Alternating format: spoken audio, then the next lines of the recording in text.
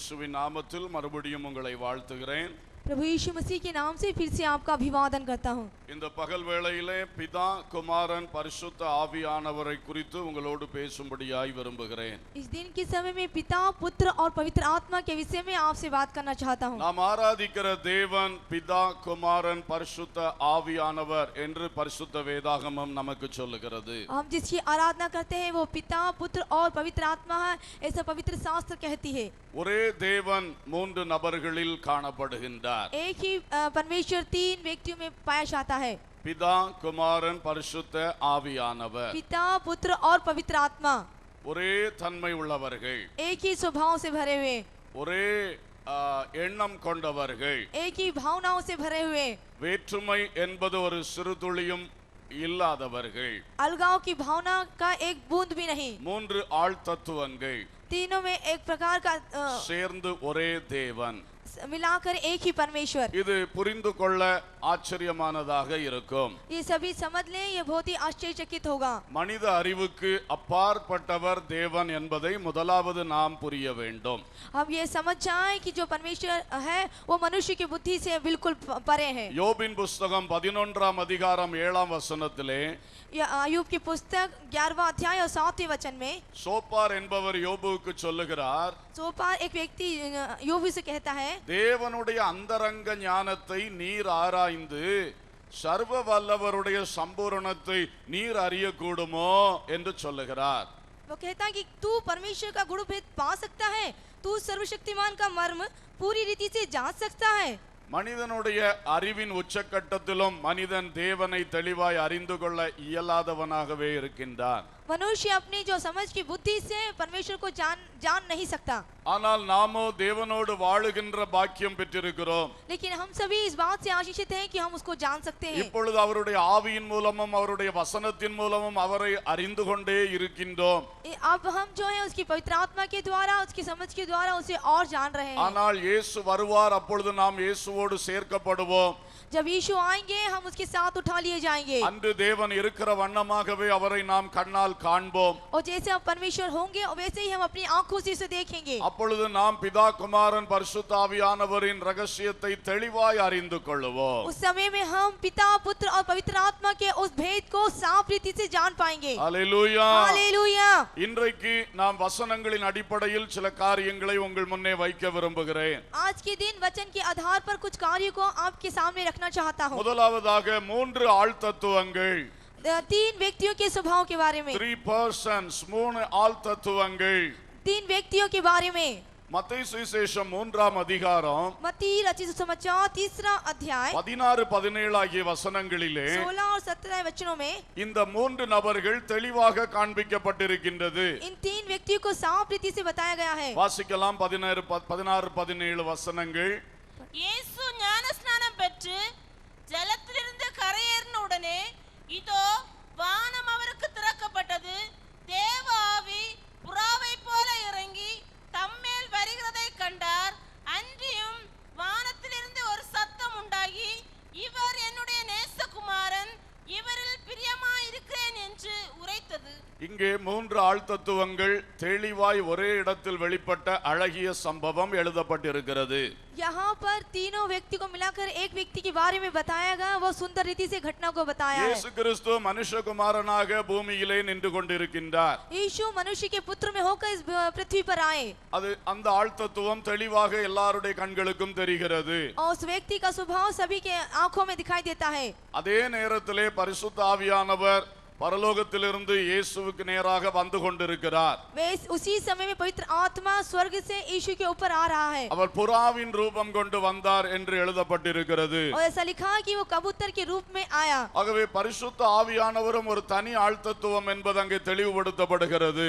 तो यहाँ पर साफ जाहिर किया गया है कि जो पवित्र आत्मा है वो एक व्यक्ति है. அவர் ஆகாயத்தில் இறங்கி வந்து கொண்டிருக்கும் பொழுது जब वो बादलों से नीचे आ रहा था, வானத்திலிருந்து ஒரு சத்தம் உண்டாகிறது. आकाश से एक वाणी भविष्यवाणी हुई, அங்கே ஒரு நபர் இருப்பது தெளிவாகிறது. वहाँ पर भी एक व्यक्ति है, ये भी साफ जाहिर அது होता है, பிதாவாகிய தேவனுடைய சத்தம். वो पिता परमेश्वर की आवाज है। இவர் என்னுடைய நேசகுமாரன், यहाँ मेरा प्रिय पुत्र है இவரில் பிரியமாய் இருக்கிறேன் जिसमें मैं अत्यंत प्रसन्न हूँ। என்று பிதாவானவர் குமாரனை குறித்து சாட்சி கொடுத்தார். ऐसा पिता ने अपने पुत्र के विषय में गवाही दी। பரலோகத்தின் சிங்காசனத்தில் பிதாவானவர் வீற்றிருக்க, स्वर्गीय सिंहासन में पिता परमेश्वर இயேசு विराजमान है, கிறிஸ்து பூமியிலே நின்று பூமியின் முகத்திலே நின்று கொண்டிருக்க, और प्रभु यीशु मसीह पृथ्वी पर खड़े होकर, பரிசுத்த ஆவியானவர் இறங்கி வந்து கொண்டே இருந்தார். और पवित्र आत्मा जब नीचे आ रहे थे, பைபிளில் இது ஒரு அற்புதமான காட்சி. एक चकित कर देने वाला दृश्य। நாம் ஆராதிக்கிற பிதா குமாரன் பரிசுத்த ஆவியின் 3 ஆழ் தத்துவங்களை தெளிவாய் வெளிப்படுத்துகின்ற சம்பவம். हम जो आराधना करते हैं पिता पुत्र और पवित्र आत्मा की व्यक्ति की सामर्थ को देखते हैं। எனவே ஒன்றுக்குள் ஒன்று முளைத்தெழும்பினது போன்ற ஒரு தோற்றத்தை மனதில் வைத்திருக்க வேண்டாம்.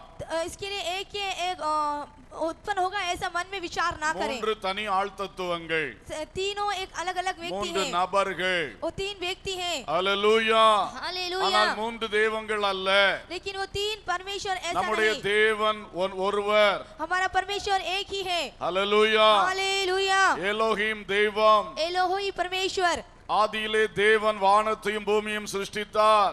आदि में परमेश्वर ने आकाश और पृथ्वी की सृष्टि की। அந்த தேவன் என்ற வார்த்தை எலோஹிம் என்பது वो परमेश्वर का अर्थ है एलोहिम। அது ப்ளூரல் வேர்ட், அது ब- பன்மை வார்த்தை. वो बहुवचन के रूप में लिखा गया है। ஹல்லேலூயா. हालेलुया। எனவே தேவனுடைய அந்த தேவத்துவத்தை அந்த அறிவது என்பது மிகவும் ஆச்சரியமான காரியம். तो ये परमेश्वर को समझना ये बहुत ही आश्चर्य का काम है। ஆனால் இன்றைக்கு உலகத்திலே 2 வார்த்தைகள் சொல்லி 2 விதமா இதை சொல்லிக் கொண்டே இருக்கின்றார்கள். लेकिन संसार में 2 तरह की बातों को कहा जा रहा है। ஒரு கூட்டத்தார் ட்ரினிட்டி திருத்துவம் என்கிற வார்த்தையை பயன்படுத்துகிறார்கள்.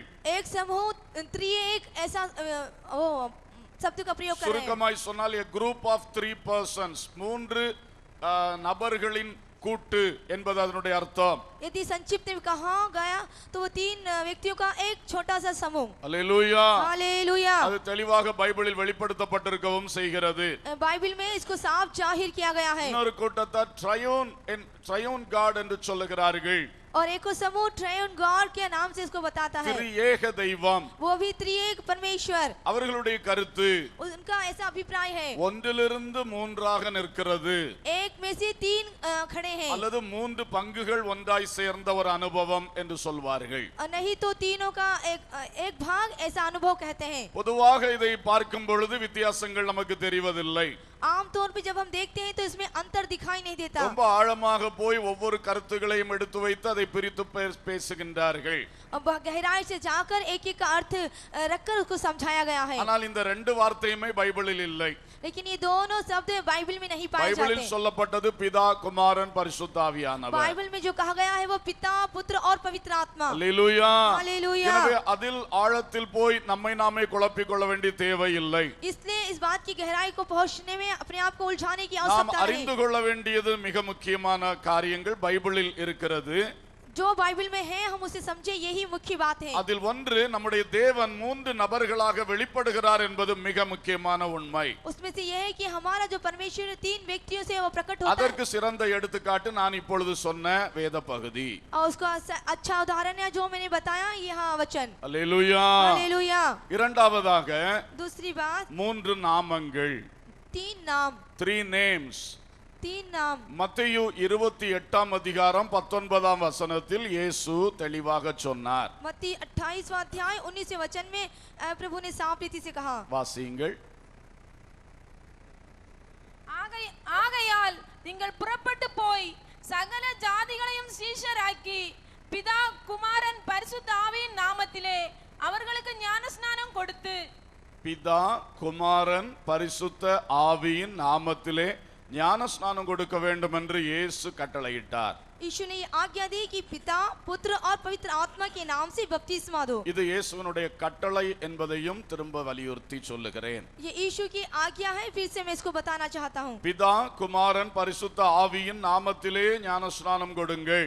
पिता पुत्र और पवित्र आत्मा के नाम से बपतिस्मा दीजिए। சிலர் பிதா என்பது பொது பெயர் என்று சொல்லுவார்கள். कुछ एक पिता है जो आम नाम ऐसा कहा जाता है, குமாரன் என்பது பொது பெயர் என்று சொல்லுவார்கள். और पुत्र का जो नाम है वो आम नाम है ऐसा कहा जाता है। ஆனால் அங்கே the father, the son, the holy spirit என்று எழுதப்பட்டிருக்கிறது. इंग्लिश में इसको आदर के साथ इन शब्दों का उपयोग किया गया है। எத்தனை பேரை அப்பா என்று சொன்னாலும் அப்பா என்று அழைக்கப்பட ஒருவரே பாத்திரர். कितने लोगों को हम पिता कहें, लेकिन पिता कहने का एक ही एक का हक है। ஆகவேதான் the father பிதாவானவர் என்கிற வார்த்தை அவருக்கு கொடுக்கப்பட்டிருக்கிறது. इसके लिए आदर के साथ पिताजी इसका नाम दिया गया है। அது காமன் நேம் என்று சொல்ல முடியாது. It is a proper name. அது அவருக்கே உள்ள குறிப்பிட்ட ஒரு பெயர் தான். इसलिए हम इसका आम नाम नहीं, ये केवल उसी को दिया गया एक नाम। the father என்று ஆங்கிலம் தெரிந்தவர்களுக்கு இந்த வார்த்தை புரியும். the father என்றால் ஒரு நபரை தான் குறிக்கும்.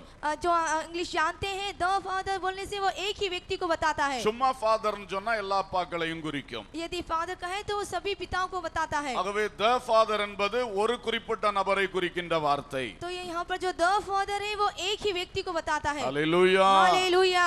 the son, The son, நம்மெல்லாம் கர்த்தருக்கு பிள்ளைகள் தான். हम सभी उसकी संतान हैं। ஆனால் அவருக்கு ஒரே பேரான குமாரன் இருக்கின்றார். लेकिन उसका एक ही पहलोटा पुत्र है। அவரை நமக்காக வேண்டி முதற் பேரானவராய் மாற்றினார். उसने हमारे लिए उसको एक पहलोटो में बदल दिया। அந்த குமாரனுக்கு தான் the son என்கிற வார்த்தை. उस पुत्र का ही द सन करके नाम दिया गया। ஹalleluya. हालेलुया।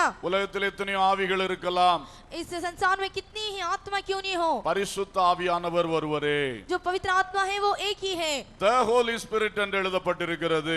द होली स्पिरिट ऐसा लिखा गया है। மூன்று நாமங்கள்.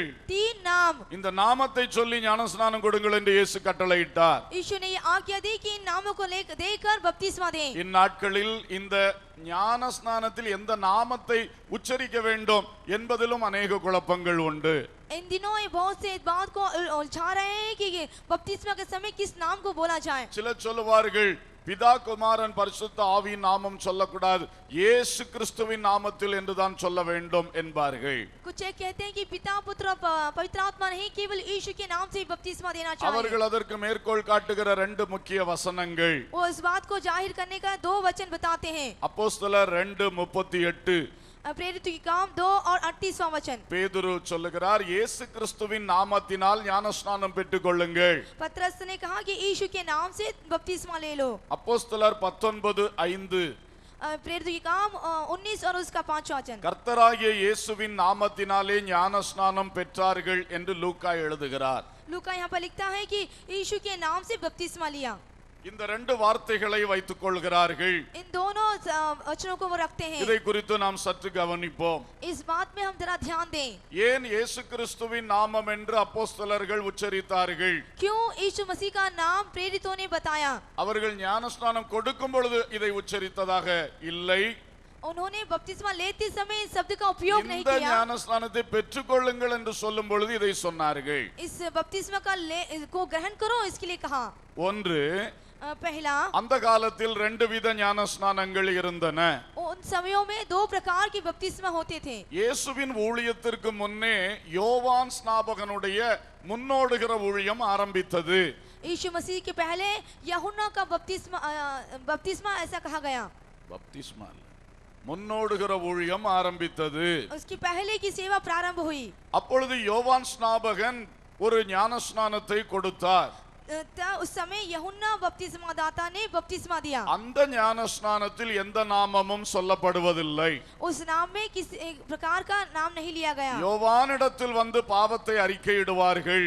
वो लोग यूहन्ना के पास आकर अपने पापों को अंगीकार அவர் करते थे அவர்களுக்கு ஞானஸ்நானம் கொடுப்பார். और वो उनको बपतिस्मा देता था। ஆனால் இயேசு கிறிஸ்துவினுடைய ஊழியத்திலே, लेकिन यीशु मसीह की सेवा में இயேசு கிறிஸ்து ஞானஸ்நானம் கொடுக்கும் பொழுது, அவருடைய சீடர்களை கொண்டு கொடுக்கும் பொழுது, यीशु मसीह जब बपतिस्मा दे रहे थे अपने चेलों को उसके साथ, அவருடைய இறுதி கட்டளையிலே இனி எப்படி கொடுக்க வேண்டும் என்பதை சொல்லும் பொழுதும் और उसकी आखिरी आज्ञा में कैसे बपतिस्मा देना चाहिए தெளிவாக சொன்னார், பிதா குமாரன் பரிசுத்த ஆவியின் நாமத்திலே கொடுக்க வேண்டும். पिता पुत्र और पवित्र आत्मा के नाम से बपतिस्मा எனவே दो। இது நாமமுள்ள ஞானஸ்நானம், இது ஒரு பெயரை சொல்லிக் கொடுக்கின்ற ஞானஸ்நானம். ये केवल नाम को देकर बपतिस्मा है।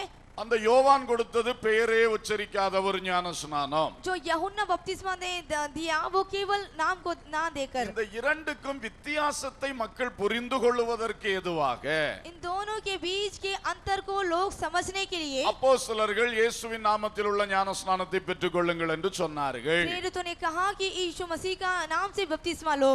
ஆனால் அவர்கள் கொடுத்த பொழுதோ இயேசு சொன்ன கட்டளையின்படி 3 நாமங்களை உச்சரித்து தான் கொடுத்தார்கள். लेकिन जब उन्होंने बपतिस्मा दिया तो ये 3 नामों को स्मरण करके दिया।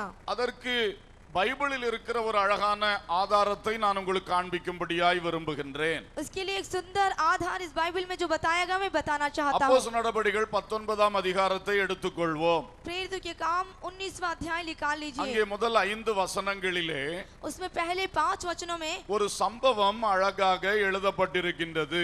एक घटना सुंदर रीति से लिखी गई है। பவுல் அப்போஸ்தலன் எபேசு என்கிற பட்டணத்துக்கு வருகிறார்.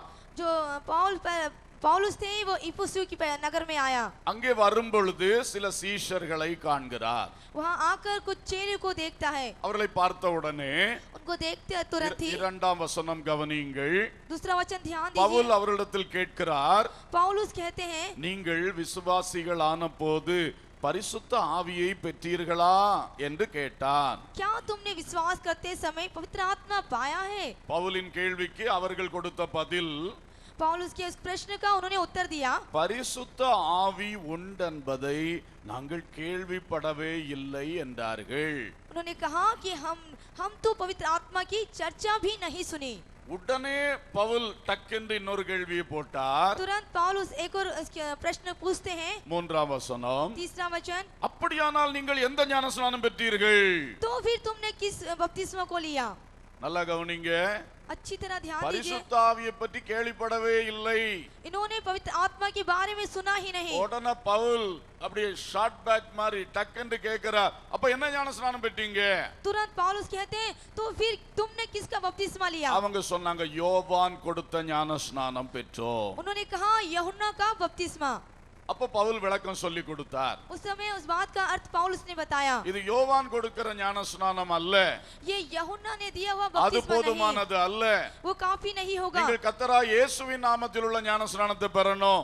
तुम्हें प्रभु यीशु मसीह के नाम से बपतिस्मा लेना होगा। அதாவது கர்த்தராகிய இயேசு சொன்ன நாமங்கள் உள்ள ஞானஸ்நானம் பெற வேண்டும். जो प्रभु यीशु मसीह ने जिन नामों से कहा है उसके अंतर। ஏன்னா அந்த கர்த்தராகிய இயேசு சொன்ன ஞானஸ்நானத்தை நீங்க பெற்றிருந்தீங்கன்னா அந்த ஞானஸ்நானம் எடுக்கும் பொழுதாவது பரிசுத்த ஆவி என்கிற வார்த்தையை நீங்க கேட்டிருப்பீங்க.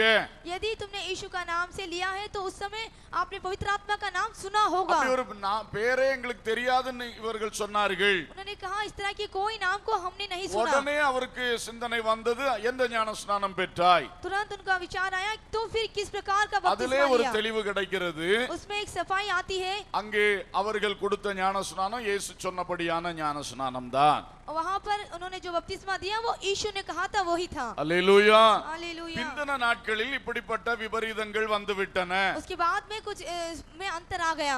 இது அப்போஸ்தலர்களுக்கு தெரிந்திருந்தால் நான் நினைக்கிறேன் நிச்சயமா தெளிவா ஒவ்வொரு இடத்துல சொல்லி இருப்பாங்கன்னு நினைக்கிறேன். मैं ऐसा सोचता हूँ कि यदि प्रेरितों को मालूम होता तो ये साफ रीति से बता चुके होते। இப்பொழுது இப்படி ஒரு குழப்பம் நிலவி கொண்டிருக்கிறது. इन दिनों यह उलझने उत्पन्न हुई है। பிதா குமாரன் பரிசுத்தாவின் நாமத்திலா இயேசுவின் நாமத்திலா என்று, पिता पुत्र पवित्र आत्मा के नाम से या फिर यीशु के नाम से। அதனால தான் நாம எப்பொழுதும் இப்ப விளக்கமா பேச ஆரம்பித்து விட்டோம். इसलिए हम साधारण रूप से बोलते हैं, பிதா குமாரன் பரிசுத்தாவின் ஞானஸ்நானம் பெறுங்கள். पिता पुत्र पवित्र आत्मा के नाम से बपतिस्मा लीजिए। ஆனால் அந்த காலத்தில் அப்படி குழப்பம் இல்லாத காலம். लेकिन उन समय में इस प्रकार की उलझने नहीं थी। அந்த காலத்தில் இருந்த குழப்பம் யோவான் கொடுத்த ஞானஸ்நானம் இயேசு கொடுத்த ஞானஸ்நானம். उनको ये उलझन थी कि वो यूहन्ना ने बपतिस्मा दिया यीशु के नाम। ஆகவே அந்த நிலையில் அவர்கள் பேசினார்கள். तो उस स्थिति में उन्होंने बातें की। அல்லேலூயா. हालेलुया। எனவே நாம் இதில் தெளிவோடு இருப்போமாக. तो हम सभी इस बात में भोरे साफ हैं। இயேசு தெளிவாய் ஒரு கட்டளை கொடுத்திருக்கும் போது जब प्रभु यीशु मसीह ने साफ रीति से एक அந்த आज्ञा दी, கட்டளைக்கு கீழ்ப்படியவே நாம் அழைக்கப்பட்டிருக்கிறோம். उस आज्ञा को मानने के लिए हम बुलाए गए हैं। அந்த கட்டளையை கீழ்ப்படியாமல் நின்று கொண்டு यदि उस आज्ञा को हम ना माने, எனக்கு தான் வேதத்தில் அறிவு இருக்கிறது என்று சொல்லிக் கொண்டிருப்பது நல்லதல்ல. हमें इसका वचन का अच्छा ज्ञान है ये कहना अच्छा नहीं। தேவன் தெளிவாய் எழுதி வைத்திருக்கிறார். परमेश्वर ने साफ रीति से இயேசு लिखा, தெளிவாய் சொல்லி இருக்கிறார். यीशु ने साफ रीति से कहा, அதற்கே நாம் கீழ்ப்படிவோமாக. उसको ही हम आज्ञा माने। ஹல்லேலூயா. हालेलुया। மற்றபடி இந்த பைபிளை நாம் வாசிக்கும் போது उसके अलावा जब हम बाइबल को पढ़ते हैं, பொதுவாக தேவனுக்கு நிறைய நாமங்கள் சொல்லப்பட்டிருக்கிறது. आमतौर पर परमेश्वर के कई नामों को बताया गया है। தேவன் என்கிற ஒரு நாமம், परमेश्वर एक नाम எலோஹீம், एलोहीम, அந்த நாமத்தை சேர்த்து வேறு பல பெயர்கள் வந்து கொண்டே இருக்கும். उस नाम से संबंधित और नाम उत्पन्न हुए। தேவனாகிய கர்த்தர், पिता परमेश्वर, கர்த்தராகிய தேவன், और प्रभु परमेश्वर, ஆண்டவராகிய தேவன், प्रभु परमेश्वर, இப்படி நிறைய வந்து கொண்டே இருக்கும். इस तरह से आते जाते हैं। இன்னும் ஒன்று கர்த்தர். और यह है प्रभु। கர்த்தர் என்று சொன்னால் யெகோவா. पुराने नियम में यहोवा, இந்த கர்த்தர் என்கிற பெயர் அடிக்கடி பார்க்கிறோம். इस यहोवा को हम बार बार देखते हैं। அந்த பெயரோடு சேர்ந்தும் अनेक பெயர்கள் வரும். उस नाम से मिलकर बहुत से नाम आते हैं। கர்த்தராகிய தேவன், प्रभु परमेश्वर, கர்த்தராகிய இயேசு கிறிஸ்து, प्रभु यीशु मसीह। அல்லேலூயா. हालेलुया। இப்படி நம்ம பெயர்களை பார்க்கிறோம். इस तरह से हम नाम को देखते हैं। பொதுவான நிலையிலே आम तौर पर இந்த தமிழ் வேதத்தை படிக்கும் பொழுது जिस तमिल शास्त्र को पढ़ने पर தேவன் என்கிற வார்த்தை பிதாவானவரை பற்றி சொல்லப்பட்டிருக்கும். ये जो परमेश्वर है वो पिता से के लिए कहा गया है। கர்த்தர் என்கிற வார்த்தை அதிகமா இயேசுவை பற்றி சொல்லி இருக்கும்.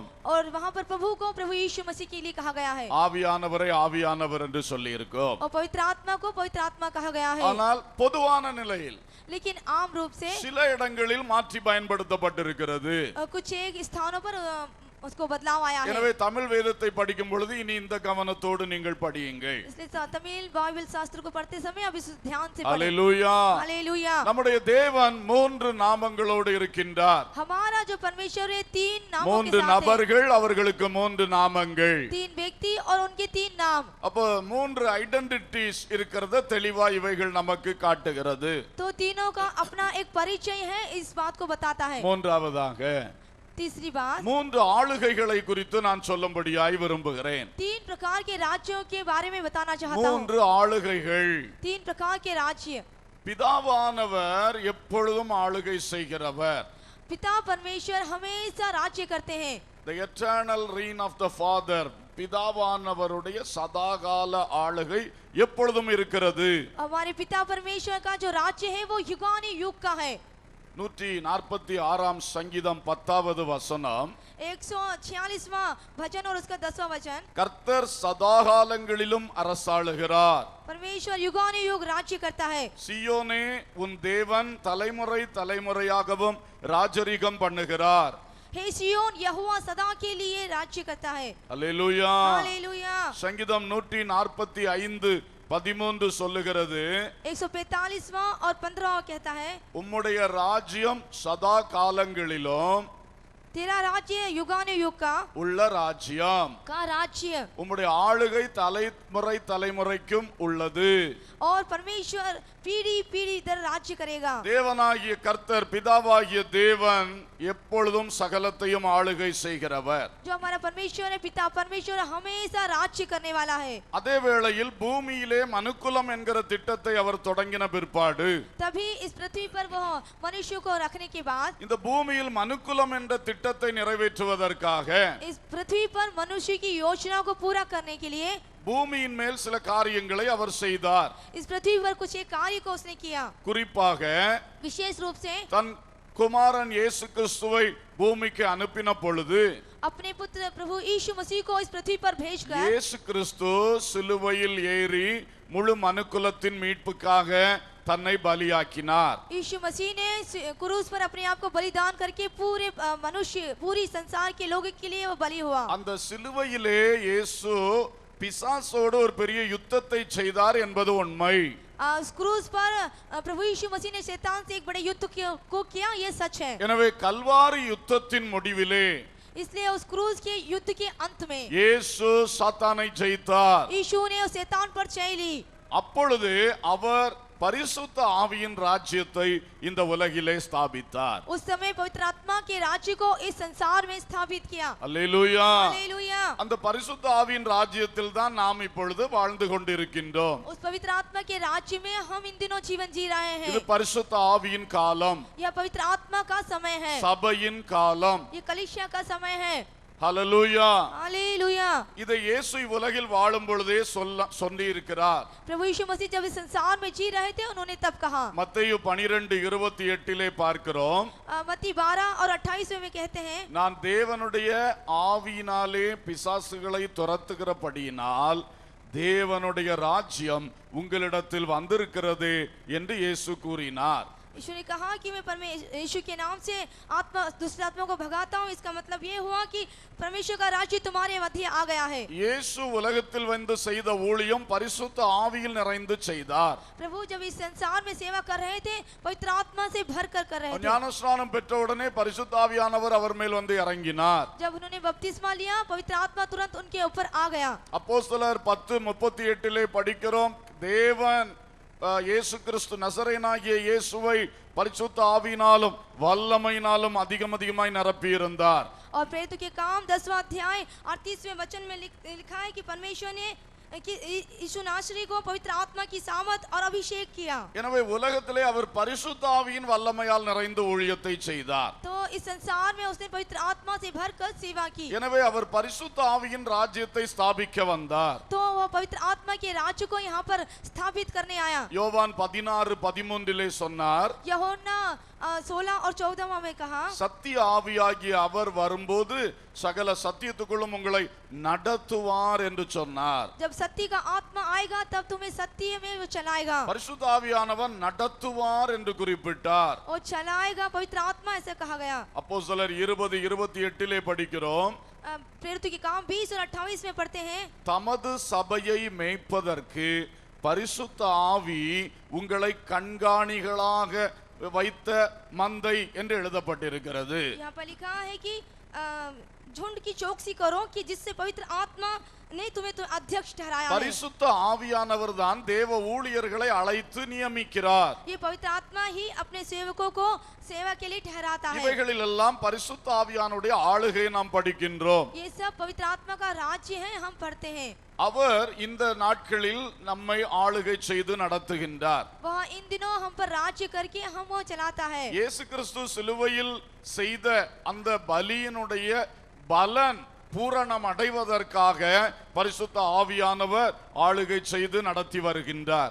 प्रभु यीशु मसीह ने जिस कारण उन्होंने अपना बलिदान दिया उसके तहत अपने राज्य को यहाँ पर बनाना चाहता है। இயேசு ஆகாயத்தில் வரும்பொழுது பரிசுத்த ஆவியானவர் தன்னுடைய ஊழியத்தை நிறைவேற்றி மக்களை இயேசுவண்டை சேர்ப்பார். जब प्रभु यीशु मसीह बादलों पर आएंगे तो पवित्र आत्मा अपनी सेवाओं को पूरा करके लोगों को वहां पर खड़ा करेगा। அதன் பின்னர் இந்த உலகம் 7 ஆண்டுகள் அந்தி கிறிஸ்துவின் ஆட்சிக்கு விடப்படும். उसके बाद ये संसार 7 वर्ष के लिए उस मसीह विरोध के राज्य में छोड़ दिया जाएगा। அதன் பின்னர் ஆண்டவர் இயேசு பரிசுத்தவான்களோடு பூமியில் வருவார். उसके बाद प्रभु यीशु मसीह अपने पवित्र संतों के साथ आएगा। அப்பொழுது இயேசு இரண்டாவது முறை ஒரு யுத்தம் செய்வார். उसके बाद प्रभु यीशु मसीह दूसरी बार युद्ध करेंगे। அந்த யுத்தம் அர்மகதோனில் நடக்கும். और वहाँ जो युद्ध है हर्मगोदोन के स्थान पर चलेगा। அந்தி கிறிஸ்து, கள்ள தீர்க்கதரிசி, பிசாசாகிய சாத்தான் என்கிற 3 முக்கிய எதிரிகள்.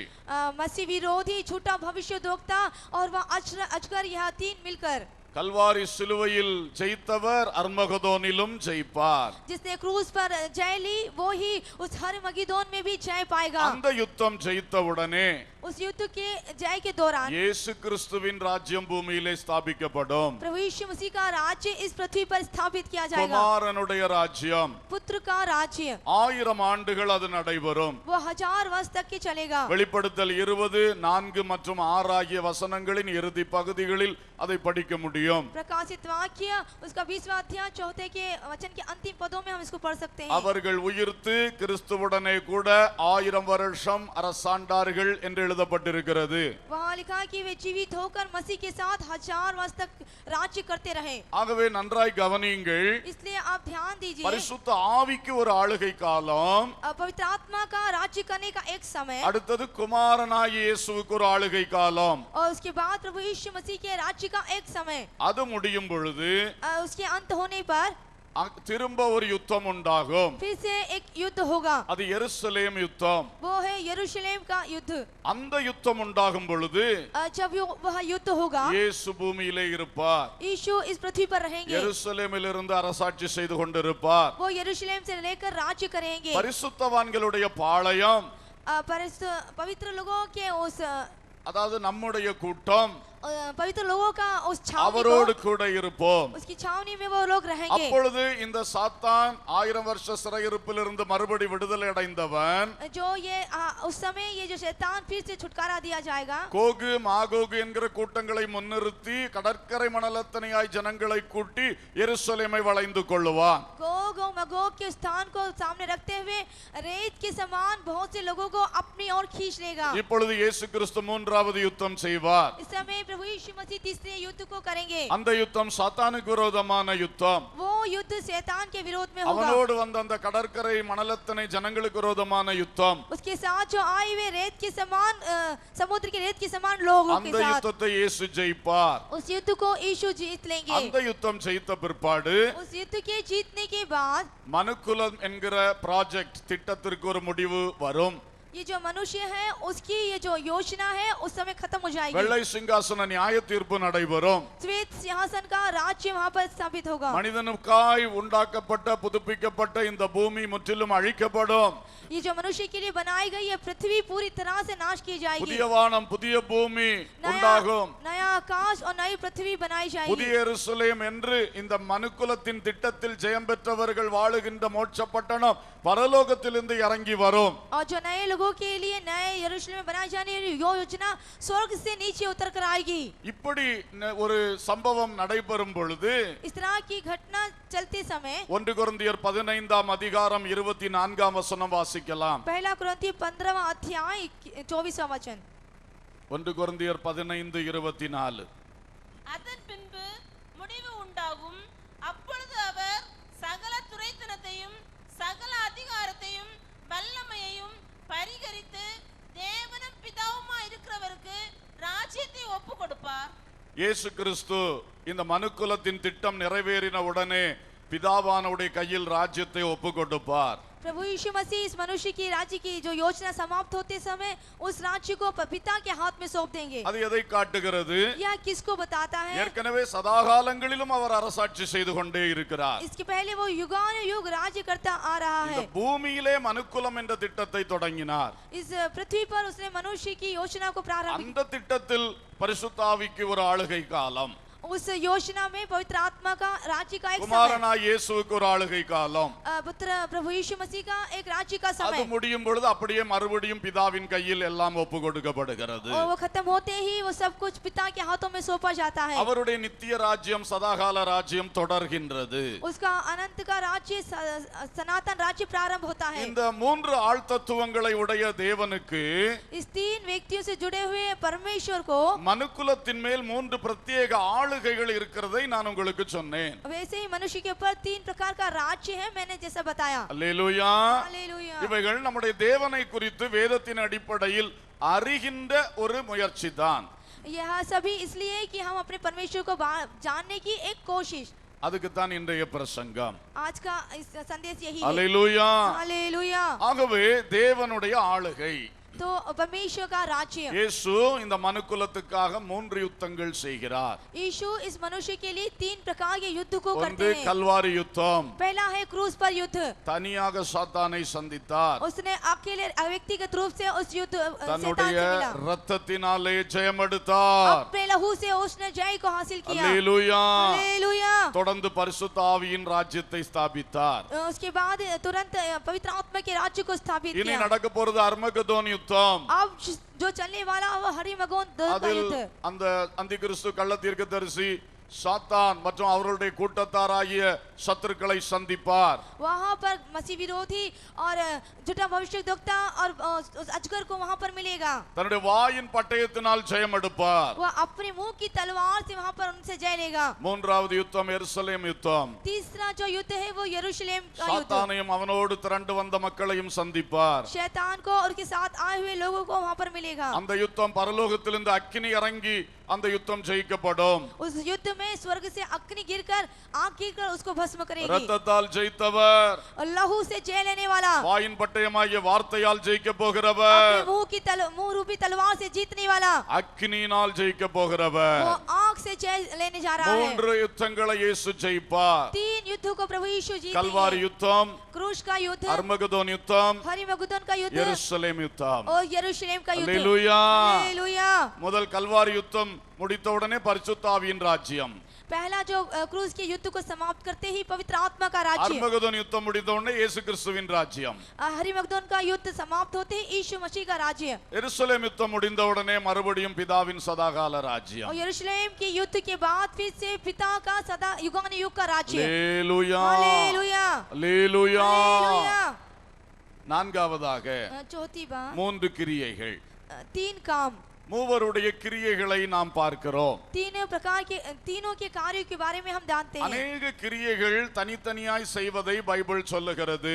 उन्होंने बहुत से कार्यों को अलग अलग रूप से कहा, हमें बाइबल बताती है। சில கிரியைகள் மூவரும் சேர்ந்து செய்வதையும் பைபிள் சொல்லுகிறது. कुछ एक काम को उन्होंने तीनों मिलकर किया ऐसा बताती है। சில கிரியைகள் மூவரில் இருவர் செய்கிறதையும் பைபிள் சொல்லுகிறது.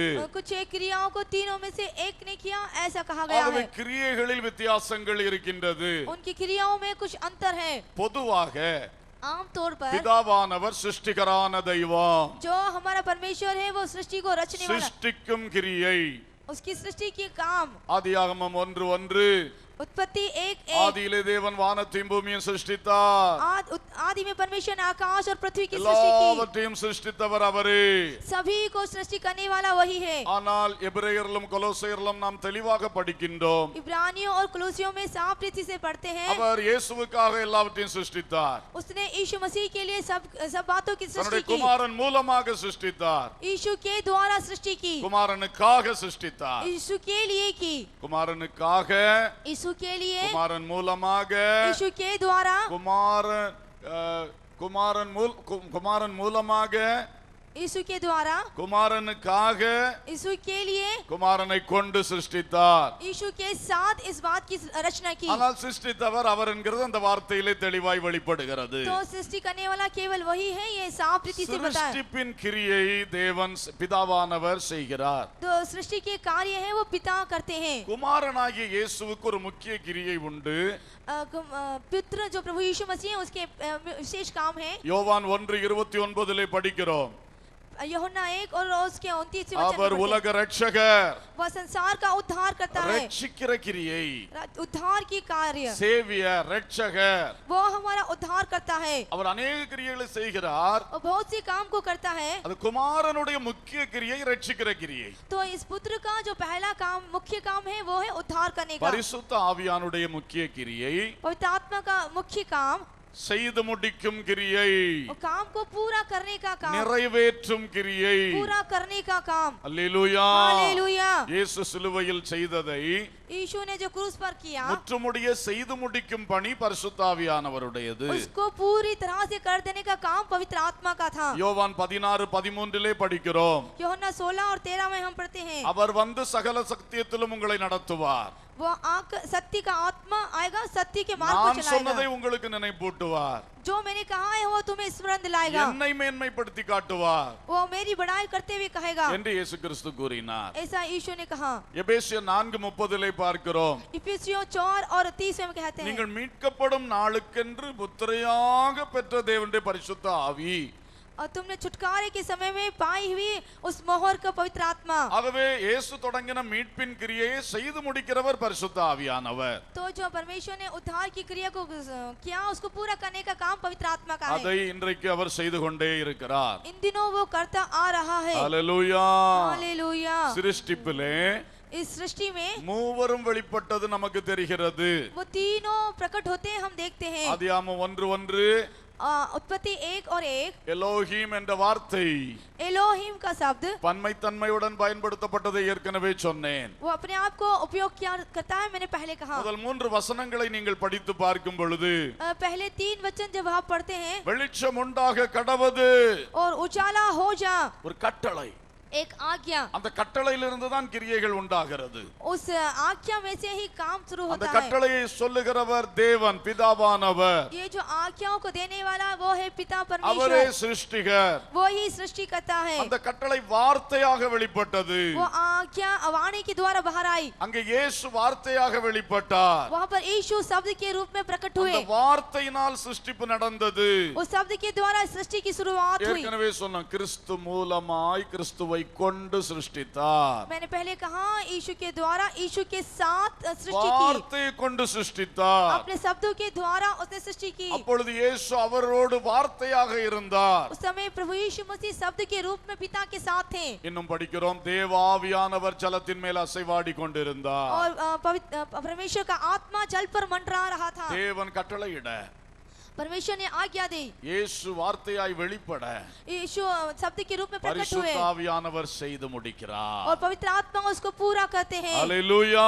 ஹல்லேலூயா. சிருஷ்டிப்பிலே மூவரும் இணைந்த கிரியையை நாம் பார்க்கின்றோம். इस सृष्टि में तीनों के साथ मिली जुली हुई क्रिया को हम देखते हैं। எசேக்கியேல் 37 एजेकिएल और उसका 37वें वचन अध्याय में 4-5 வசனங்களில் பார்க்கும் பொழுது, 4 और 5 वचन पढ़ने पर உலர்ந்த எலும்பு பள்ளத்தாக்கு தரிசனத்திலே सूखी हड्डियों के उस तराई के दर्शन में உலர்ந்து போய் எலும்பு துண்டுகளாக கிடந்த தேவ ஜனம் सूखी हड्डियों के समान पड़े हुए परमेश्वर के लोग, அவர்களை உயிர்ப்பித்து ஒரு சேனையாக நிறுத்தினார். उनको जिलाने के लिए एक सेना के वहां पर एकत्रित அந்த किया। அனுபவத்தில் பார்க்கும் பொழுது उस अनुभव में हम देखते समय அங்கே தேவன் கட்டளையிடுகிறார். वहां पर परमेश्वर आज्ञा देते हैं। நீ தீர்க்க தரிசனம் உரை என்று சொல்லுகிறார். वो कहा कि तू भविष्यवाणी कर, வார்த்தையை வெளிப்படுத்து.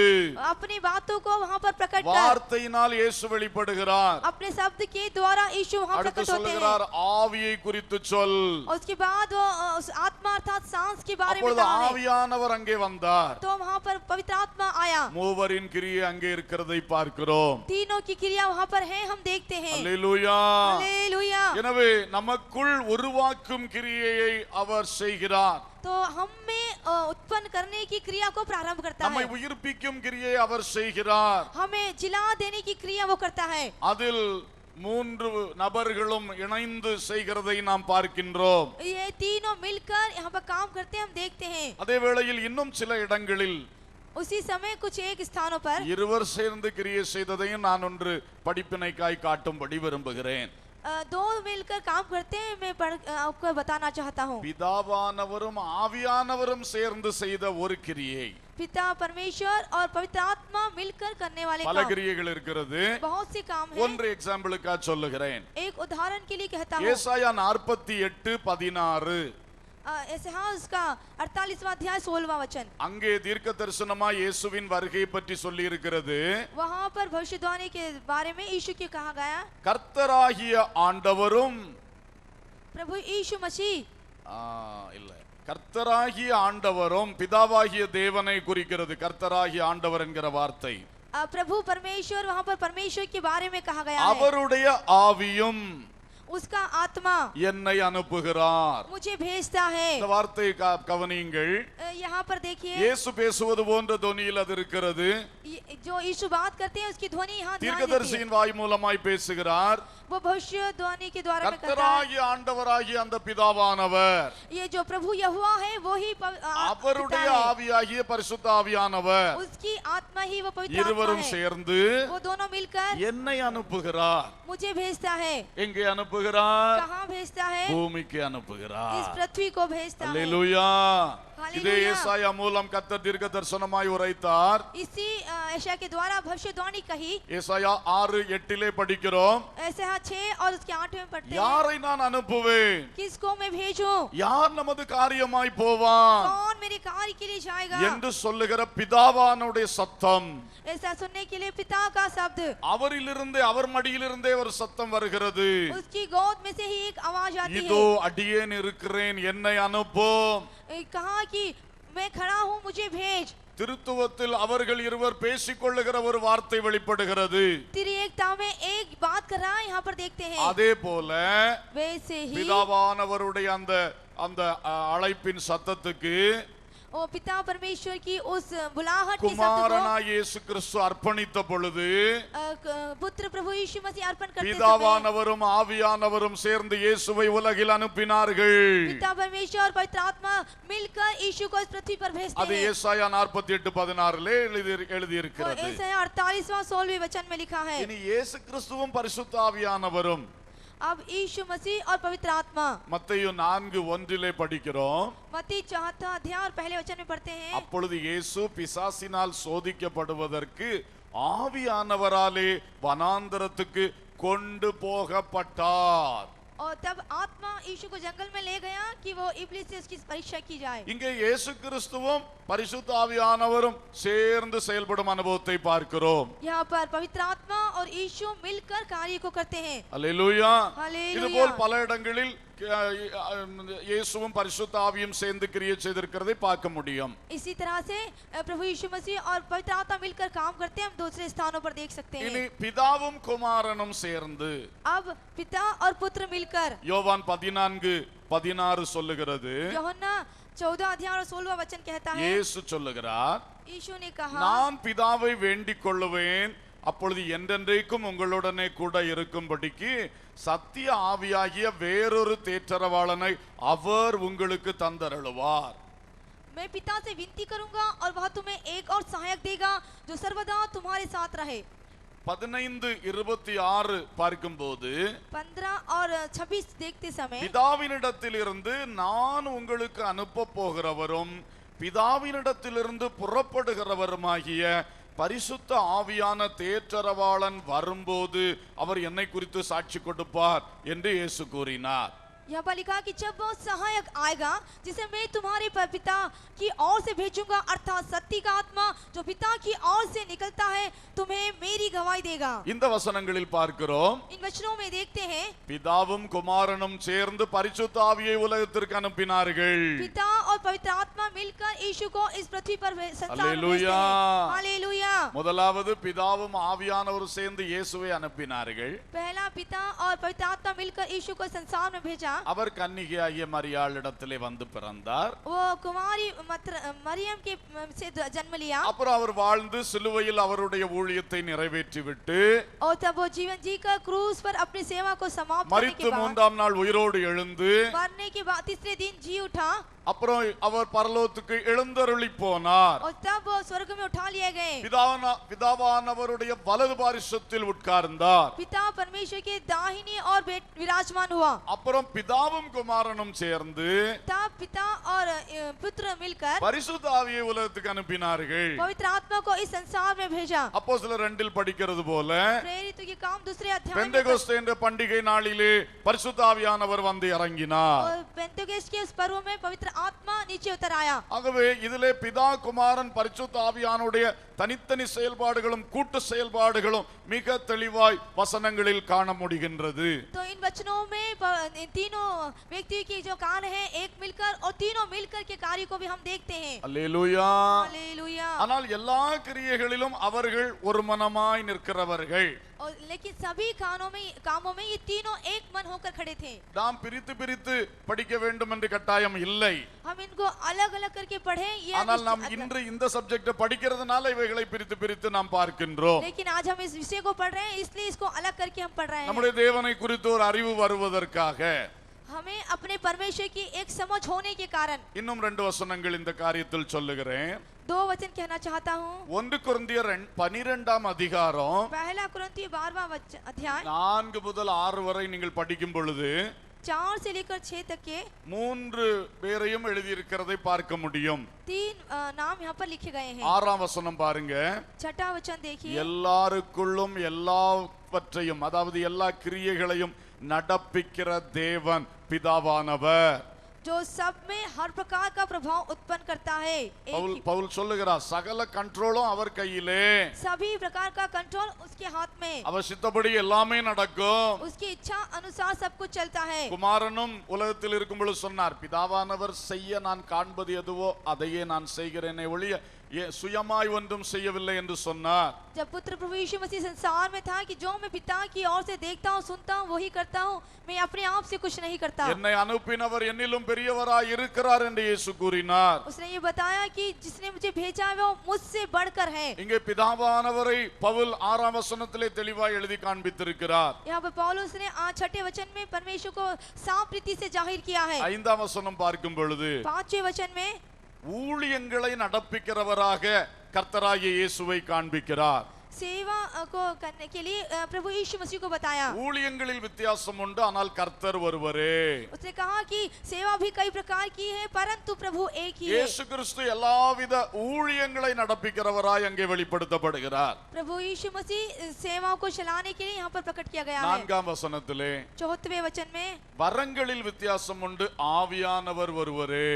वरदान तो कई प्रकार के हैं, परंतु आत्मा एक ही है। இங்கே வரங்களை பகிர்ந்தளித்து சபையை வளர்த்துகிறவராக ஆவியானவரை காண்பிக்கிறார். यहाँ पर वरदान को देने के लिए पवित्र आत्मा को बताया गया है। ஆவியானவர் வரங்களை தருகிறார். ये जो पवित्र आत्मा है वो वरदानों को देता है। இயேசு ஊழியங்களை முன்னின்று நடத்தி கொண்டிருக்கின்றார். यीशु जो सेवा को आगे रखकर चलाते हैं, எல்லாவற்றையும் நடப்பிக்கிற பிதாவானவர் செயல்பட்டு கொண்டிருக்கிறார். सभी को चलाने के लिए पिता परमेश्वर कार्य कर रहे हैं। அல்லேலூயா. हालेलुया। இதே போல இன்னொரு வசனம் इसी के समान एक और वचन எபேசியர் 4ஆம் அதிகாரம் इफिसियों 4वां अध्याय 4 முதல் 6 வரையிலான வசனங்கள். 4 से लेकर 6 वचन। அல்லேலூயா. அங்கே 6வது வசனத்திலே பிதாவானவரை குறித்து சொல்லி இருக்கிறது. यहाँ पर जो छठा वचन है वहाँ पिता परमेश्वर के बारे में कहा है। 5ஆம் வசனத்திலே கர்த்தராய் இயேசுவை பற்றி சொல்லி இருக்கிறது. 5वें वचन में प्रभु यीशु मसीह के बारे में। 4ஆம் வசனத்திலே ஆவியானவரை குறித்து சொல்லி இருக்கிறது. और 4थे वचन में पवित्र आत्मा के बारे में। பிதாவானவர் எல்லார் மேலும் எல்லாரோடும் எல்லாருக்குள்ளும் இருக்கிறவர் என்று சொல்லப்பட்டிருக்கிறது. ये जो परमेश्वर वे सबके ऊपर और सबके मध्य में और सब में है, ऐसा लिखा है। அல்லேலூயா. हालेलुया। அவருடைய ஆவியின் மூலம், उसकी आत्मा के द्वारा, அவருடைய குமாரனின் மூலம் अपने पुत्र के அவர் द्वारा எல்லாவற்றையும் நடப்பித்துக் கொண்டிருக்கிறார். वो सब कुछ चला रहा है। 5ஆம் வசனத்திலே 5वें वचन ஒரே में விசுவாசம், एक ही विश्वास, ஒரே ஞானஸ்நானம், एक ही बपतिस्मा, ஒரே கர்த்தர். एक ही प्रभु है। இந்த விசுவாசத்தை நமக்கு கொண்டு வந்தவர் இயேசு கிறிஸ்து. ये विश्वास को लेकर आने वाला वो प्रभु यीशु இந்த मसीह। ஞானஸ்நானத்தை நமக்கு கட்டளையிட்டவர் இயேசு கிறிஸ்து. ये बपतिस्मा की आज्ञा देने वाला प्रभु यीशु मसीह। அல்லேலூயா. हालेलुया। 4ஆம் வசனத்திலே 4वें वचन में ஒரே ஆவியானவர். एक ही आत्मा, அந்த ஆவியானவர் நமக்கு தந்தது. ये आत्मा ने हमें दिया। அந்த வசனம் சொல்லுகிறது वो वचन कहता ஒரே है நம்பிக்கையும், एक ही ஒரே आशा, அழைப்பும், एक ही बुलाहट, ஒரே சரீரமும், एक ही देह, ஒரே ஆவியானவர். एक ही आत्मा। நம்பிக்கை நமக்கு தந்து கொண்டிருக்கிறவர் ஆவியானவர். जो आशा दे रहा है वो है पवित्र आत्मा। இயேசுவின் வருகைக்கு நேராய் நம்பிக்கையூட்டி நம்மை நடத்தி கொண்டிருக்கிறார். यीशु के आगमन के लिए हमें आशा दिलाते हुए चला रहा அவரே है। நம்மை அழைத்தார். उसने हमें बुलाया। இயேசுவின் அழைப்பை நமக்கு கொடுத்தவர் ஆவியானவர். यीशु की बुलाहट को देने वाला प्रभु यीशु पवित्र आत्मा। அவருடைய ராஜ்யத்துக்குள் பிரவேசிக்கும் அழைப்பு, उसके राज्य में प्रवेश करने की बुलाहट, அவருடைய ஊழியத்திற்காய் அழைக்கும் அழைப்பு, उसकी सेवा के लिए बुलाने का बुलाहट, மரித்து பரிசுத்தவான்களோடு அல்லது கர்த்தர் இளைப்பாறுதலில் சேர்க்கப்படுகின்ற அந்த அழைப்பு, मरने के बाद पवित्र लोगों के साथ विश्राम करने का वो बुलाहट, எல்லாவற்றையும் நடப்பித்துக் கொண்டிருக்கிறவர் ஆவியானவர். सब कुछ चलाने वाला है पवित्र आत्मा। ஒரே சரீரம். एक ही देह है। எப்படி நாம் ஒரே சரீரமாய் கிறிஸ்துவுக்குள் நிற்க முடிகிறது? कैसे हम एक ही देह में मसीह में खड़े रह सकते हैं? ஆவியினாலே நாம் ஒன்றாய் கூட்டி கட்டப்பட்டு வருகிறோம் என்று சொல்லப்பட்டிருக்கிறது. आत्मा के द्वारा हम एक होकर बनाए जाते हैं, ऐसा लिखा गया है। இதெல்லாம் ஆவியானுடைய கிரியைகள். ये सब पवित्र आत्मा की क्रिया है। ஹல்லேலூயா. हालेलुया। இனி கடைசியாக ஒரு வார்த்தை சொல்லி நிறுத்த விரும்புகிறேன். अंत में एक और शब्द कहकर खत्म करना चाहता हूँ। 3 ஆசீர்வாதங்கள். 3 आशीर्वाद। ஹல்லேலூயா. हालेलुया। 2 கொரிந்தியர் 13ஆம் அதிகாரம் 2 कुरिन्थियों 13वां अध्याय 14ஆம் வசனம். 14वां वचन। கர்த்தராகிய இயேசு கிறிஸ்துவினுடைய கிருபையும் தேவனுடைய அன்பும் பரிசுத்த ஆவியானுடைய ஐக்கியமும் உங்கள் அனைவரோடும் இருப்பதாக. ஆமென். கூட்டம் முடிந்து விடவில்லை. வசனம். प्रभु यीशु मसीह ஆ, प्रभु यीशु मसीह का अनुग्रह और परमेश्वर का प्रेम और पवित्र आत्मा की सहभागिता तुम सब के साथ होती रहे। இதை கேட்டா சில சின்ன பிள்ளைகள் துள்ளி குதிச்சு எழும்பிடுவார்கள். கூட்டம் முடிஞ்சிட்டு कुछ நாம் ऐसे- எப்பொழுதும் ஆசீர்வாதம் இந்த வசனத்தை தான் கூறுகின்றோம். हमेशा जब हम आशीष देते तो इन वचन को बोलते हैं। இங்கே சொல்லப்பட்டிருக்கிறது கர்த்தரா இயேசு கிறிஸ்துவினுடைய கிருபை. यहाँ पर लिखा है प्रभु यीशु मसीह का अनुग्रह। எல்லா ஆசீர்வாதமும் இந்த பிதா குமாரன் பரிசுத்த ஆவியினிடத்திலிருந்து தான் வருகிறது. सारी आशीषें ये पिता पुत्र और पवित्र आत्मा की ओर से आती है। குறிப்பாக எழுதும்போது लेकिन यहाँ पर विशेष रूप से लिखा கர்த்தரா है இயேசு கிறிஸ்துவின் கிருபை. प्रभु यीशु मसीह का अनुग्रह। அந்த கிருபையை கொண்டு வந்ததே அவர்தான். तो ये जो अनुग्रह लेकर आने वाला है இயேசு वही। வந்ததனால தான் தேவ கிருபை வெளிப்பட்டது. यीशु संसार पे आने के लिए ही अनुग्रह प्रकट हुआ। பிதாவானவரை ஒருவரும் ஒருபோதும் கண்டதில்லை. पिता परमेश्वर को किसी ने कभी नहीं देखा, ஒருவரும் சேரா ஒளியில் இருக்கிறார். क्योंकि वो ऐसे प्रकाश में रहता, कोई उसको ஆவியா नहीं पकड़, இருக்கிறார். वो आत्मा में है, பட்சிக்கிற அக்கினியா वो இருக்கிறார். जल उठने वाली आग है, தீமையை பார்க்க விட்டாத சுத்த கண்ணரா இருக்கிறார். वो बुराई को ना देखने वाली शुद्ध आँखों का वाला, அவரை ஒருவரும் பார்க்க முடியாது. उसको कोई भी नहीं देख सकता। ஆனால் இயேசு தேவகுமாரன் இயேசு கிறிஸ்துவாய் உலகத்தில் வந்த பொழுது लेकिन जब परमेश्वर का पुत्र प्रभु यीशु मसीह संसार में அவரை आते நாம் समय கண்டோம். उसे हमने देखा, அது பிதாவுக்கு ஒரே பேரானவருடைய மகிமைக்கு ஒப்பாகவே இருந்தது.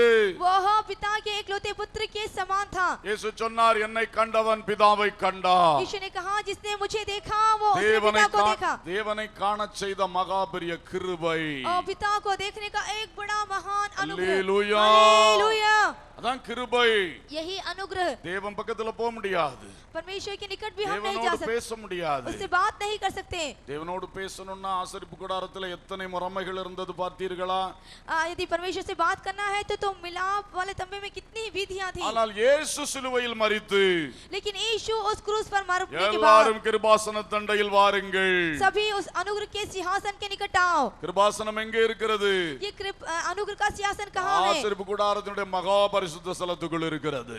ये मिलाप वाले तंबू के परम पवित्र स्थान पर அதன் है। மேல் தேவனுடைய மகிமை நின்று கொண்டிருக்கும். उसके ऊपर परमेश्वर की महिमा रहती है। அங்கே ஆரோன் மட்டும் தான் போக முடியும். वहाँ पर हारून नहीं जा सकता था। மோசே தேவன் அழைத்தால் போவார்.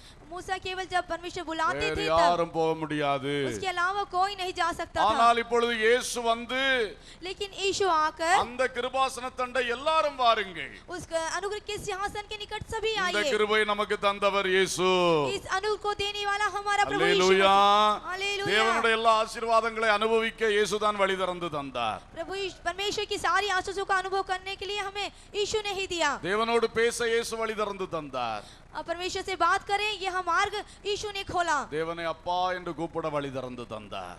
पिता परमेश्वर को पिता करके पुकारने के लिए मार्ग। நாமும் அவரை போல தேவனுடைய பிள்ளையாய் மாற வழி திறந்து தந்தார். हम भी यीशु के समान उसकी संतान बने, ऐसा मार्ग खोला। அதனாலதான் இயேசு கிறிஸ்துவின் கிருபை. इसलिए प्रभु यीशु मसीह का अनुग्रह। அல்லேலூயா. हालेलुया। பிதாவாகிய தேவனுடைய அன்பு और परमेश्वर का प्रेम, அந்த அன்பு இல்லாவிட்டால் இப்படி கிருபை வெளிப்படுமா? यदि वो प्रेम ना रहे तो क्या यह अनुग्रह प्रकट होगा? அவருடைய உள்ளத்தில் இருக்கிற அன்பு, उसके हृदय में रहने वाला प्रेम, அந்த அன்பு தான் இயேசுவை உலகத்துக்கு அனுப்பினது. उस प्रेम ही ने यीशु को संसार में அந்த भेजा। அன்பு தான் இன்றைக்கு பரிசுத்த ஆவியை நம்ம மத்தியிலே நமக்குள்ளே இருக்க கட்டளையிட்டது. उस प्रेम में ही इस पवित्र आत्मा को हम में और हमारे बीच में रहने के लिए आज्ञा दी। அந்த அன்பு தான் குமாரனுடைய சிலுவை பலி மூலம் நம்மை மன்னிக்க சித்தமானது. वो ही प्रेम ने अपने पुत्र की बलिदान होने के बाद हमें माफ किया। அந்த அன்பு தான் பின்மாற்றக்காரனையும் இன்றைக்கு மறுபடியும் அணைத்துக் கொண்டிருக்கிறது. वही प्रेम आज एक दुष्ट व्यक्ति को अपने सीने लगाता है। ஒருவரும் கெட்டு போவது அவருக்கு சித்தம் அல்ல. कोई भी नाश हो या उसकी इच्छा नहीं। இன்னும் அநேகம் பிள்ளைகள் வேண்டும் என்று वो விரும்புகிறார். कहता है कि और भी संतानें उसे चाहिए। பிதாவானுடைய அன்பு, पिता का प्रेम பரிசுத்த ஆவியானுடைய ஐக்கியம். और पवित्र आत्मा की सहभागिता। பரிசுத்த ஆவிக்குள் நமக்கு ஐக்கியம். पवित्र आत्मा के साथ हमारी அவர் सहभागिता, நமக்குள்ளேயே இருக்கிறார். वह हम में ही है, நம்மோடு இருக்கிறார். हमारे साथ है, மத்தியிலே இருக்கிறார். हमारे मध्य में है, அவரோடு ஐக்கியம். उसके साथ सहभागिता। அல்லேலூயா. அந்த ஐக்கியம் நம்மை தைரியப்படுத்துகிறது. उसकी जो सहभागिता हमें அந்த हिम्मत ஐக்கியம் दिलाती நம்மை है, உருவாக்குகிறது. उसकी सहभागिता हमें அந்த बनाती है, ஐக்கியம் இயேசுவின் வருகைக்காய் நம்மை தயார்படுத்திக் கொண்டிருக்கிறது. उसकी सहभागिता यीशु के आगमन के लिए हमें तैयार करती பரிசுத்த है। ஆவிக்குள் ஐக்கியம். पवित्र आत्मा में सहभागिता। அல்லேலூயா. हालेलुया। இந்த மூன்று விசேஷித்த ஆசீர்வாதங்கள். ये तीन विशेषित आशीर्वाद। அதனாலதான் பரிசுத்தவான்கள் அந்த காலத்திலிருந்து இந்த வார்த்தையை சொல்லி ஆராதனைகளை நிறைவு செய்து பழகிவிட்டார்கள். इसके लिए पवित्र लोगों ने उन समय से लेकर आज तक के इन वचनों को கர்த்தராகிய இயேசு கிறிஸ்துவின் கிருபையும் प्रभु यीशु मसीह का अनुग्रह, தேவனுடைய அன்பும் परमेश्वर का प्रेम பரிசுத்த ஆவியினுடைய ஐக்கியமும் और पवित्र आत्मा की सहभागिता உங்கள் அனைவரோடும் இருப்பதாக. तुम सबके साथ होती रहे। அல்லேலூயா. हालेलुया। எனவே நம்முடைய தேவன் பிதா குமாரன் பரிசுத்த ஆவியானவர் इसलिए हमारा जो परमेश्वर है, पिता पुत्र और पवित्र आत्मा, மூன்று நபர்கள், तीन व्यक्ति, மூன்று நாமங்கள், तीन नाम, மூன்று ஆளுகைகள், तीन राज्य, மூன்று கிரியைகள், तीन क्रियाएं மூன்று ஆசீர்வாதங்கள். और तीन आशीषें। அல்லேலூயா. हालेलुया। இந்த தேவன் நம்முடைய தேவன். यह परमेश्वर हमारा परमेश्वर, இந்த தேவன் நம்மை தமக்கென்று தெரிந்து கொண்டார். इस परमेश्वर ने हमें अपने लिए चुन लिया சீக்கிரமாய் நம்மை தம்மோடு சேர்த்துக் கொள்ள और போகிறார். बहुत ही जल्दी अपने साथ हमें मिला लेना चाहता है। இந்த தேவனை பயபக்தியுடன் தொழுது கொள்வோமாக. इस परमेश्वर को पूरी भय के साथ दंडवत करने पाए தேவனுடைய சித்தத்தை நமது வாழ்வில் நிறைவேற்றுவோமாக. और परमेश्वर की इच्छा अपने जीवन में पूरी करने पाए। தேவனோடு சதாகாலம் வாழ ஆயத்தமாவோமாக. इस परमेश्वर के लिए युगानुयुग तक के जीने के लिए हम तैयार रहे। கண்களை மூடி ஜெபிக்கலாம். आंखें बंद करके हम प्रार्थना நம்முடைய करेंगे। உள்ளத்தில் இந்த மகிமையான தேவனை ஒன்று நோக்கி பார்ப்போம். हमारे हृदय में इस महिमामय परमेश्वर को देखिए। பரலோகத்தின் சிங்காசனத்தில் வீற்றிருக்கிற பிதாவானவரை நோக்கி பாருங்கள். उस स्वर्गीय सिंहासन में बैठे हुए प्रभु यीशु मसीह को देखिए। இயேசு மசீஹ் பிதா கரெக்டா மொழிபெயர். பிதாவானவரை நோக்கி பாருங்கள். उस पिता को देखिए। அவர் ஒருவரும் சேரக்கூடாத ஒளியில் வாசமா இருக்கிறார். वो ऐसे प्रकाश में रहता है जो उसमें कोई प्रकट नहीं हो सकता। எல்லார் உள்ளமும் கர்த்தருக்கு நேராக வரட்டும். और सभी का हृदय उसके आगे இந்த आने पाए। மகிமையான தேவனை ஒன்று தரிசிப்போமாக. इस महिमामय परमेश्वर को सभी देखें। எல்லாம் கான்சென்ட்ரேட் பண்ணி அப்படியே ஜெபம் பண்ணுங்க. सभी ध्यान करके प्रार्थना कीजिए। அப்பாவை நோக்கி பார்க்கும் பொழுது अनेक ஆசீர்வாதங்கள் உங்களுக்குள்ள இறங்கி வரும். और तब आप देखेंगे तो बहुत सी आशीषें आपकी ओर மகாபெரிய आएंगी। விடுதலை கடந்து வரும். एक बड़ा छुटकारा आएगा। அப்படியே கண்களை மூடி தியானம் பண்ணுங்க. आंखें बंद करके ध्यान कीजिए। பரலோகத்தின் மகிமையுள்ள சிங்காசனம், स्वर्ग का महिमामय सिंहासन, சதாகாலம் அரசாளுகிறவராய் वो युगानुयुग राज्य करने वाला பிதாவானவர் மகிமையோடு வீற்றிருக்கிறார். पिता परमेश्वर महिमा के साथ बैठा है। மனுஷ கண்களால் பார்க்க முடியாது. वो मनुष्य की आंखों से नहीं देख ஒருவரும் सकते। சேரக்கூடா ஒளியில் இருக்கிறார். वो कोई ऐसे प्रकाश में नहीं रह सकता, ऐसे प्रकाश में वो रहता है தேவன் ஒளியாய் இருக்கிறார். क्योंकि परमेश्वर प्रकाश ज्योति है। தேவன் ஆவியாய் இருக்கிறார். परमेश्वर ज्योति है। பட்சிக்கிற அக்கினியாய் இருக்கிறார். वो जल उठने वाली आग है। ஹல்லேலூயா. हालेलुया। கேருபீன்கள் மத்தியில் வாசமாய் இருக்கிறார். वो करूबों के मध्य में वास करता है। சேராபீன்களுடைய துதிகளின் நடுவில் வாசமாய் இருக்கிறார். वो सरापों की स्तुति के मध्य में रहता है கோடி கோடி கோடி தூதர்களுக்கு நடுவில் இருக்கிறார். और बहुत से अरबों स्वर्गदूतों के बीच में रहता है। இந்த தேவனுடைய அன்பு நம்மேல் வந்து கொண்டிருக்கிறது.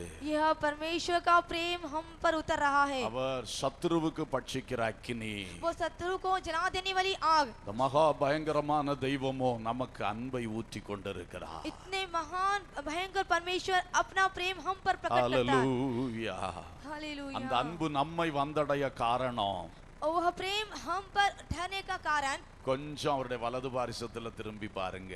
थोड़ा दाहिनी और मुड़कर देखिए। அங்கே உட்கார்ந்து இருக்கிற ஆண்டவர் இயேசு கிறிஸ்து वहाँ पर बैठे हुए हमारे प्रभु यीशु मसीह, நமக்காய் அடிக்கப்பட்ட தேவ ஆட்டுக்குட்டியானவர், हमारे लिए मारे गए परमेश्वर का मेमना, தேவகுமாரனாகிய இயேசு, परमेश्वर का पुत्र प्रभु यीशु, நமது இரட்சகரும் ஆண்டவருமாகிய இயேசு. हमारा उद्धारकर्ता और प्रभु यीशु। பிதாவின் அன்பு நம்மை வந்தடைய அவரே முழு காரணம். और पिता का पर प्रेम हम पर आने का कारण वही है। கல்வாரி நாயகர், वो क्रूस पर बलिदान होने वाला, அர்மகதோன் நாயகராய் வரப்போகிறவர், वो ऐसा राजा है जो हरमगदोग में आने वाला है। எருசலேம் நாயகராய் வெற்றி சிறக்க போகிறவர், और यरूशलेम में एक विजय के रूप में प्रकट होने वाला है। வலது பாரிசத்தில் வீற்றிருக்கும் அழகை பாருங்கள். उसके दाहिने और बैठे हुए उसकी सुंदरता को निहारे, அவருடைய மகிமையை பாருங்கள். उसकी महिमा को निहारे. அவர் தன்னை மரணபரியந்தம் தாழ்த்தின பொழுது, जब उसने मृत्यु तक के अपने आप को दीन சிலுவையின் किया, மரணபரியந்தம் தாழ்த்தின பொழுது, क्रूस पर मरने तक के दीन किया, பிதாவானவர் அவரை உயர்த்தி पिता ने उसको बढ़ाकर இங்கே வலது வாரிசத்தில் உட்காரும் என்று சொன்னார். उसने कहा कि यहाँ पर मेरे दाहिने और विराजमान हो. வானோர் எல்லாருடைய நாவும் அறிக்கை பண்ண, और यह बादलों में रहने वाले सभी लोग इसके नाम அனைத்து का தூதர்களும் अंगीकार அறிக்கை करें, பண்ண, सभी स्वर्गदूत उसका अंगीकार करें, பூதலத்தோராகிய மனிதர்கள் அறிக்கை பண்ண, और इस पृथ्वी पर रहने वाले सभी इसका अंगीकार பூமியின் करें. கீழானோராகிய பிசாசுகளும் இவர் இயேசு தேவகுமாரன் என்று அறிக்கை பண்ண, ये जो भूमि के नीचे अधोलोक वो भी यह अंगीकार करे कि यह यीशु मसीह है. அவர் மகிமையாய் வலது வாரிசத்தில் வீற்றிருக்கிறார். वो महिमा रूप से दाहिने और विराजमान இன்றைக்கும் है. அங்கிருந்து கிருபை இறங்கி கொண்டே இருக்கிறது. आज वहाँ से अनुग्रह उतर रहा है, கிருபை இறங்கி கொண்டே இருக்கிறது. अनुग्रह उतर रहा है. அந்த எஜமானிடத்தில் தோட்டக்காரன் பரிந்து பேசினது போல, उसे अमालेक के बारे में बागीचे वाले ने ஐயா बात ஒரு किया. வருஷம் கூட இருக்கட்டும், ओ हे स्वामी एक और वर्ष ठहरने இயேசு दीजिए. இன்றும் நமக்காய் பரிந்து பேசிக்கொண்டே இருக்கிறார். यीशु आज भी हमारे लिए बिछुए के रूप में बात कर அதனால் रहा நாம் है. பிழைத்திருக்கிறோம். उसके कारण हम जीवित हैं. ஹalleluya. हालेलुया.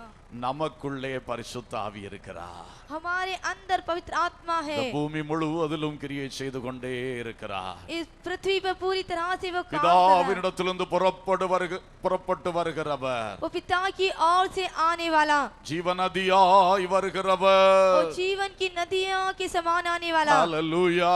हालेलुया. மீட்கப்படும் நாளுக்கு முத்திரையாய் நமக்கு தரப்பட்டவர், और छुटकारे के दिन की मोहर हम पर देना. இந்த ஆவியானவருக்குள்ளாக इस पवित्र आत्मा के अंदर பிதாவோடும் குமாரனோடும் நமக்கு ஐக்கியம் கிடைக்கிறது. पिता के साथ पुत्र के साथ हमें सहभागिता मिलती है. ஆவிக்குள் வாழ பழகுவோம். हम आत्मा के अंदर जीना ஆவியானுடைய सीखें. வரங்களை பெற்றுக்கொள்வோம். आत्मा के वरदानों को हम पालें. ஆவியின் மூலம் தேவனோடு உள்ள ஐக்கியத்தை பலப்படுத்துவோம். आत्मा के साथ परमेश्वर के उस सहभागिता में हम बल हो जाएं. ஹalleluya. हालेलुया. ஹalleluya. हालेलुया. ஹalleluya. हालेलुया. Praise the Lord. இந்த தேவன் என்றென்றும் உள்ள சதா காலமும் நமது தேவன், மரண பரியந்தம் நம்மை நடத்திடுவார். அநாதி தேவனு நடைக்கலமே, அவர் நித்திய புயங்கள் ஆதாரமே. அநாதி தேவனு நடைக்கலமே, அவர் நித்திய புயங்கள் ஆதாரமே. இந்த தேவன் என்றென்றும் உள்ள சதா காலமும் மரண பரியந்தம் நம்மை நடத்திடுவார். நாதி தேவனு நடைக்கலமே, அவர் நித்திய புயங்கள் ஆதாரமே. அநாதி தேவன் என் அடைக்கலமே, அவர் நித்திய புயங்கள் என் ஆதாரமே. கரங்களை தட்டி ஆவியில் நிரம்பி இந்த தேவனை மகிமைப்படுத்துவோமாக. ஹalleluya, ஹalleluya, ஹalleluya. பிதாவாகிய தேவனுக்கு மகிமை, குமாரனாய் இயேசு கிறிஸ்துவுக்கு மகிமை, பரிசுத்த ஆவியான தேவனுக்கு மகிமை. ஓ ஹalleluya, ஹalleluya, ஹalleluya. ஓ லபா கபரா ஷிகலா துரபா சந்தோனமா. ஆமென். தேவனை அறிகிற அறிவில் விருத்தி அடைய செய்வீராக. உம்மை நோக்கி கூப்பிடும் பொழுது இந்த அறிவோடு உம்மை நோக்கி கூப்பிட, உம்மை ஆராதிக்கும் பொழுது இந்த அறிவோடு உம்மை ஆராதிக்க, என் தேவனே எனக்கு உதவி செய்யும் ஐயா. என் பிதாவே, என் இயேசுவே, என் தூய ஆவியானவரே. உஷபலப கரபதல கதுரபதலப கபல உலபதலப கபனப ஷலபலபலப கபரபதர ஷல உலபதலப கபனபதரபதரபலபரப சந்துரபதலப கபல உலபதல கபர சந்துரபதல ஷிபலப. ஓ glory. அறிவு வர வர இருள் அகலுமே, அறியாமை இருள் அகலுமே, அஞ்ஞான இருள் அகலுமே. எங்களுக்குள் இன்னும் பிரகாசிப்பீராக, பிரகாசிப்பீராக. உரதல சந்தர துரபல பக்கபர ஷதலப. ஹalleluya, ஹalleluya. ஸ்தோத்திரம், ஸ்தோத்திரம், ஸ்தோத்திரம். எல்லாரும் தேவனை ஸ்தோத்தரிப்போம். இந்த வார்த்தைகளுக்காய் கர்த்தரை ஸ்தோத்தரிப்போம். பிதாவாகிய தேவனை ஸ்தோத்தரிப்போம். குமாரனும் நம்முடைய இரட்சகருமான இயேசு கிறிஸ்துவை சோத்தரிப்போம். பரிசுத்த ஆவியாகிய தேவனை சோத்தரிப்போம். அல்லேலூயா, அல்லேலூயா, அல்லேலூயா. அன்புள்ள பரலோக பிதாவே, நல்ல தகப்பனே, நாங்கள் உம்மை நன்றியோடு துதிக்கிறோம், வாழ்த்துகின்றோம். உம்முடைய மிகுந்த கிருபைக்காய் நன்றி சொல்லுகிறோம். ஆமென். வசனங்களில் உம்மை எங்களுக்கு வெளிப்படுத்துகிற தயவை நினைத்து நாங்கள் உம்மை துதிக்கின்றோம். உம்முடைய வெளிப்பாட்டின் காரியத்திலே இன்றைக்கு எத்தனையோ குழப்பங்களும் ஒரு பக்கம் நடைபெறுகிறது. அவ்வித ஒரு குழப்பத்திற்குள் எந்த உள்ளமும் ஆளாகாதபடி, எந்த ஆத்துமாவும் அதிலே சிக்கிக் கொள்ளாதபடி எங்களை அழைத்த கர்த்தர் தெளிவுடன் எங்களை நடத்தும். உமது வசனத்தின் வெளிச்சத்திலே எங்களை நடத்தும். ஆமென். சந்தேகமின்றி விசுவாசத்தினால் நிரப்பப்பட்டவர்களாய், அவிசுவாசத்தை அகற்றி விசுவாசத்தினால் நிரப்பப்பட்டவர்களாய், தேவனுக்கு மகிமை உண்டாக உம்மை துதித்து புகழ்ந்து ஆராதித்து உம் வசனம் கீழ்ப்படிந்து உம் வழியில் நடந்து இயேசு கிறிஸ்துவின் சாயலில் உருவாக்கப்படும் பிள்ளைகளாய் ஒவ்வொருவரையும் நடத்த வேண்டும் என்று ஜெபிக்கிறோம். ஒவ்வொருவர் வாழ்விலும் தொடர்ந்து கிரியை செய்யும். எங்கள் ஜெபங்களில் மறுரூபம் வர வேண்டும். எங்கள் ஆராதனைகளில் மறுரூபம் வர வேண்டும். நாங்கள் உமக்கு சாட்சியாய் வாழ்வதில் இன்னும் இன்னும் மகிமையான மறுரூபம் வர வேண்டும். ஒவ்வொருவரையும் பொறுப்படுத்தி வழி நடத்தும் ஐயா. எங்களை உருவாக்கும் ஏகோவா ஹொசீனோ, உங்க கரத்திலே எங்களை ஒப்பு கொடுக்கிறோம். பரம குயவனே, உமது கரத்தில் ஒப்பு கொடுக்கிறோம். ஒவ்வொருவரையும் உருவாக்கும். எங்கள் ஜெப நாட்களை தொடர்ந்து ஆசீர்வதியும். இந்த நாளின் ஊழிய செயல்கள் ஒவ்வொன்றையும் ஆசீர்வதியும். கிருபை பெருகுவதாக என்று ஜெபிக்கிறோம். சகல துதி கனம் மகிமை உமக்கே செலுத்துகின்றோம். இயேசுவின் நாமத்தில் கேட்கிறோம் ஜீவனுள்ள பிதாவே, ஆமென்.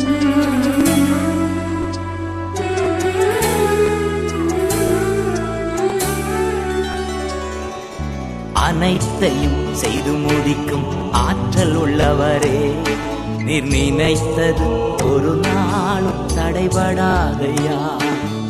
அனைத்தையும் செய்து முடிக்கும் ஆற்றல் உள்ளவரே, நீர் நினைத்தது ஒரு நாளும் தடைபடாதையா.